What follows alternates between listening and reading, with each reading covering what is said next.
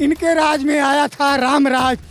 राम राज नहीं बल्कि पाखंड का राज इन्होंने साम्राज्य स्थापित कर दिया।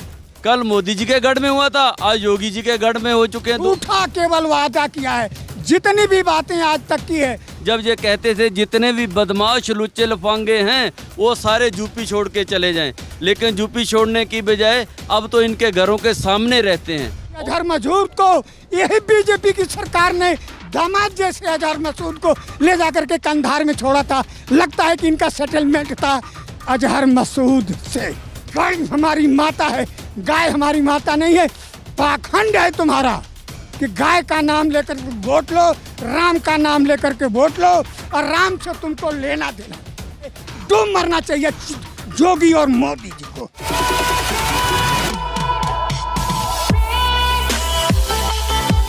नमस्कार, मैं ज्योतिष चौहान, आप देख रहे हैं NUBT न्यूज़। बीजेपी सरकार उत्तर प्रदेश में आने से पहले योगी जी ने उत्तर प्रदेश में राम राज्य का वादा किया था।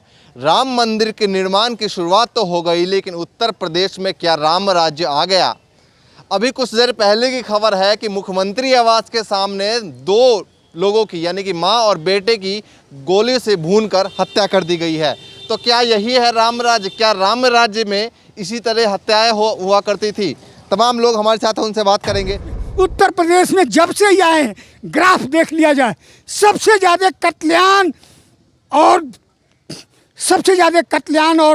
जितना भी अत्याचार हो रहा है, इतना अत्याचार किसी भी राज्य में, और भी सरकारों को हम ये नहीं कहते कि बड़ी अच्छी थी, लेकिन इनके राज में आया था राम राज। राम राज नहीं बल्कि पाखंड का राज इन्होंने साम्राज्य स्थापित कर दिया है। हर जातियों में बांट दिया है लोगों को, समाज को नहीं, देश को। देश का सवाल, अरे देश तो तभी बनेगा जब समाज होगा, समाज नहीं होगा तो देश कैसा? इसलिए समाज से ही देश, घर, परिवार और देश और दुनिया बनती है। तो गाय पे बहुत सारे कानून बने हैं। गाय के बहुत बड़े रक्षक है।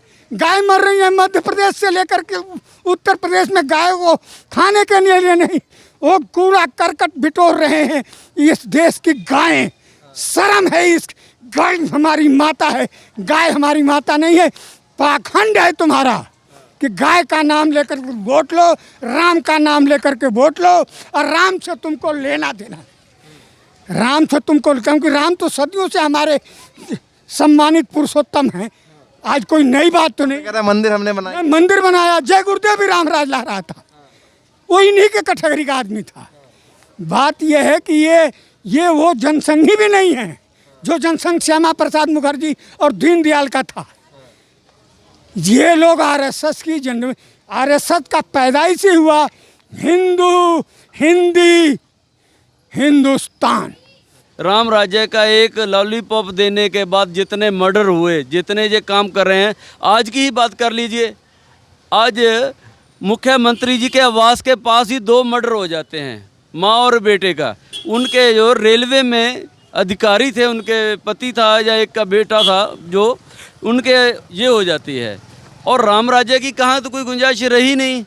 अब तो हर जगह पे मर्डर है, लूट है, पाट है, वही कुछ आ गया है। आज यही चीज़ रहेगी, हमारे हिस्से में आ गई है। और मोदी जी के गढ़ में हुआ था डबल मर्डर। बिल्कुल, कल मोदी जी के गढ़ में हुआ था, आज योगी जी के गढ़ में हो चुके हैं, 2 मर्डर हो चुके हैं। कहाँ रह गया प्रशासन?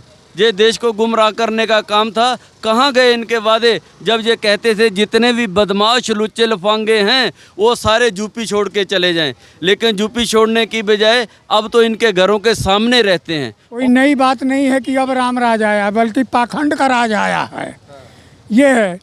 और कत्लेआम तो जोगी जी के अभी हुआ है, और रेलवे के बहुत बड़े अफसर थे, उनकी पत्नी और उनके लड़के को जो है वहाँ मार दिया गया, तो और जो है कहाँ सुरक्षित रहेगा? बाकायदो देश का सवाल, समाज का सवाल ही नहीं है, क्योंकि समाज को बांट करके चलते हैं। ये जातियों में बांटते हैं, धर्मों में बांटते हैं, जिससे मजदूर भी विकसित रहे, किसान विकसित रहे, सारे मेहनत कश विकसित रहे, जातियों में बटे रहें। विभाजन करो, शासन करो, ये इनकी नीति है। और ये नीति कांग्रेस तो इनकी सुहागिन पार्टी थी, ये पटरानी है। ये बताइए, हाँ ये बताइए सर, अब इनके खुद के विधायक जिस तरीके से बागी हो रहे हैं, 2022 में क्या देखिए, आज ही मैंने अखबार में पढ़ा कि बुलंदशहर का जो विधायक था आज उनका बागी हो गया, अपने बहुत सारे साथियों के साथ वो आज धरने पे बैठ चुका है। आज इन लोगों की ये दशा हो गई है कि आने वाले इलेक्शनों में इनके साथ कोई भी, मेरे हिसाब से कोई भी आदमी चलने के लिए तैयार नहीं होगा, क्योंकि इन्होंने बहुत बड़े बड़े वादे करे थे। तो इसके साथ और जुड़ती हुई बात करता हूँ, देश के अंदर 109 जो रेलवे ट्रैक हैं, जहाँ पे रेलवे एक गरीबी रेखा के नीचे जो गरीब आदमी अपनी ट्रेन के माध्यम के रास्ते से अपने घर पहुँचता था, वो प्राइवेटाइजेशन कर दी गई है इन्होंने। यहाँ तक भी नहीं रुके जे, मेरे हिसाब से आगे पता चला है कि ये लोग पुलिस विभाग को भी प्राइवेट करने चाहते हैं और शायद कर भी दें। ये फाइनेंस मिनिस्टर तो कहना ये तो जो है दिव्य शक्ति की वजह से हो रहा है। बिल्कुल बिल्कुल, बहुत मजाक करा उन्होंने हमारे साथ। उन्होंने दिव्य शक्ति कहाँ से आ गई? मोदी जी ने तो पहले दिन से पाठ पढ़ाया था कि हम लोग विश्वास इन बातों पे नहीं रखते, लेकिन इनका एक जो हमारा रक्षा मंत्री राजनाथ सिंह जी हैं, वो राफेल का जहाज़ लेने जाते हैं तो वहाँ पे जाके नींबू टांगते हैं।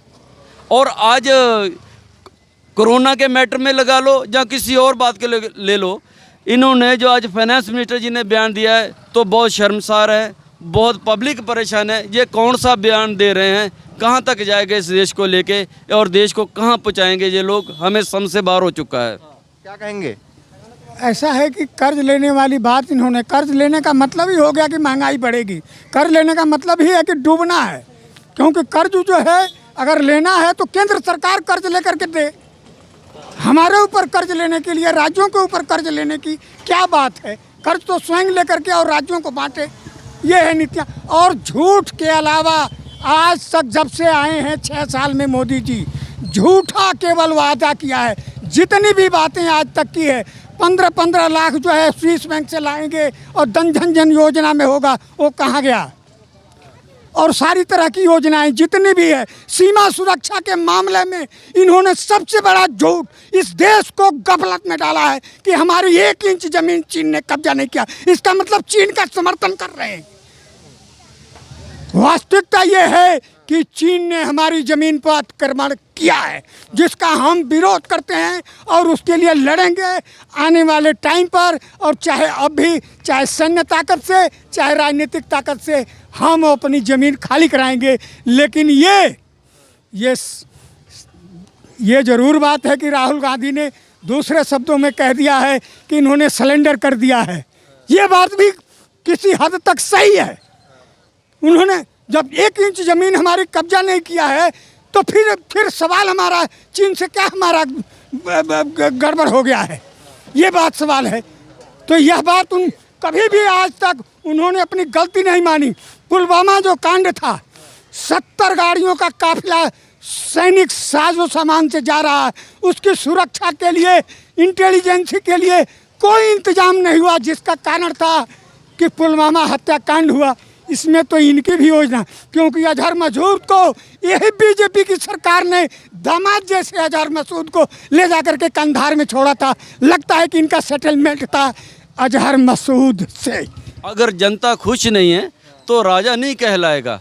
इसके राज के अंदर में आके गरीब जनता ने कहाँ लाइन नहीं लगाई, हर जगह पे लाइन लगाई, नोटबंदी में लाइन लगा दी। अगर उन्होंने अपने गांव जाना था, रेलवे ट्रैकों पे लाइन लगा दी, जहां तक कि वो अपने आप को अपनी जान भी निछावर कर दिए गए। कोरोना का तो ठीक जो आया, हमारे ऊपर संकट आया, लेकिन उस समय हमारा इन लोगों ने सही ढंग से साथ भी नहीं दिया, ताकि जो जनता, अपनी गरीब जनता अपने घरों में समय से तरीके से पहुँच जाती। 16 एक गरीब मजदूर आदमी ट्रेन के नीचे आके कट के मर जाता है, तो क्या ये देश का राजा कहलाएगा? नहीं। मोदी जी कुछ कह रहे थे, वो भी सरदार बनने की कोशिश कर रहे हैं। ये जो मोदी जी, अब देखो हर बार नया काम चालू करते हैं। अब सुशांत जी का ले लो नाम, और उनका रिया चक्रवर्ती का नाम ले लो। अगर बिहार का इलेक्शन ना होता तो इतना ज़्यादा हाईलाइट ना होता। अब रिया जी का तो सीबीआई में केस चले गया, पुलवामा में हुए 40 शहीदों का सीबीआई में केस नहीं जा रहा। आज की डेट में देखिए, इसके बाद बंगाल में इलेक्शन आएगा। बंगाल में जब इलेक्शन आएगा, हमारे मोदी जी ने सरदारों की तरह दाढ़ी, हम लोग सरदार होने के नाते ऐसे लगता है, लेकिन पश्चिम बंगाल के अंदर रविंद्रनाथ टैगोर भगवान की तरह माने जाते हैं, उनका रूप धारण कर रहे हैं। आने वाले समय में बंगाल में जाके इसलिए दाढ़ी बढ़ा रहे हैं। इसीलिए मेरे हिसाब से तो यही लग रहा है कि इनको दाढ़ी जो बढ़ाने का काम कर रहे हैं। ये बंगाल की इलेक्शन, जब इसके बाद बंगाल का इलेक्शन है ना, रविंद्रनाथ टैगोर जी की 2 पंक्तियां बोलेंगे, वहाँ की पब्लिक को अपनी तरफ करने का एक प्रोपोगंडा बना रहे हैं। ये हमें ही लगता है। सरदार जी दाढ़ी बढ़ाए थे, ये तो घनघोर युद्ध में दाढ़ी बढ़ी थी। दाढ़ी को इन्होंने शौक से नहीं बढ़ाई थी, बल्कि लड़ाई के युद्ध में लगातार वो भी तो कोरोना है, लड़ रहे हैं। नहीं लड़ तो रहे हैं सब, कोरोना से कहाँ लड़ रहे हैं। कोरोना से लड़ते, उस तरह की हिफाजत करते तो इनके जो इतने आदमी, उसी टाइम जब कोरोना यहाँ जनवरी में हुआ, उसी टाइम ये लग गए थे ट्रम्प के नमस्ते करने में। जबकि हमें इस बात में लगा रहना चाहिए था कि कोविड-19 यहाँ पसरने न पावे। आज विश्व में वियतनाम एक ऐसा देश है जो विश्व विजेता हुआ है कोरोना 19 का। मुद्दा हम काम अगर किए होते, घर घर लोगों के पूरा हर कार्यकर्ता घूम करके और चारों ओर वो किए होते, हमें तो ये सुने गरीब मजदूरों को, कोरोना से मुद्दा था। गरीब मजदूरों को कंपनियों से निकाल दिया गया है, उन्हें ड्यूटी नहीं दिया जा रहा है। उनका पैसा कहा था मोदी ने कि लॉकडाउन का पैसा देंगे, लेकिन आज तक कह रहा है कि अब सुप्रीम कोर्ट देगा। सुप्रीम कोर्ट का आदेश आ गया है श्रम विभाग में कि इनके साथ, मालिकों के साथ कोई गलत कार्रवाई न किया जाए, कोई कानूनी कार्रवाई न किया जाए। तो फिर ये क्या बात है? फिर ये झूठ बोलने की क्यों इन्होंने कहा था कि हम लॉकडाउन का पैसा देंगे?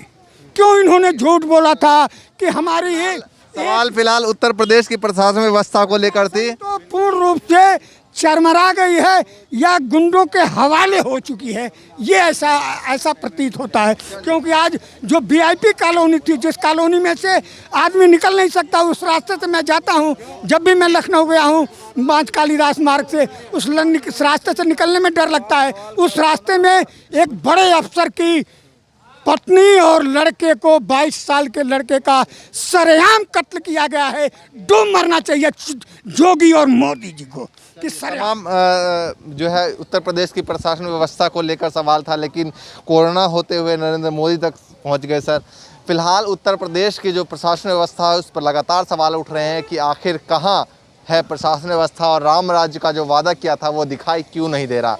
अगर वीडियो पसंद आए लाइक, सब्सक्राइब और शेयर जरूर कीजिए। धन्यवाद।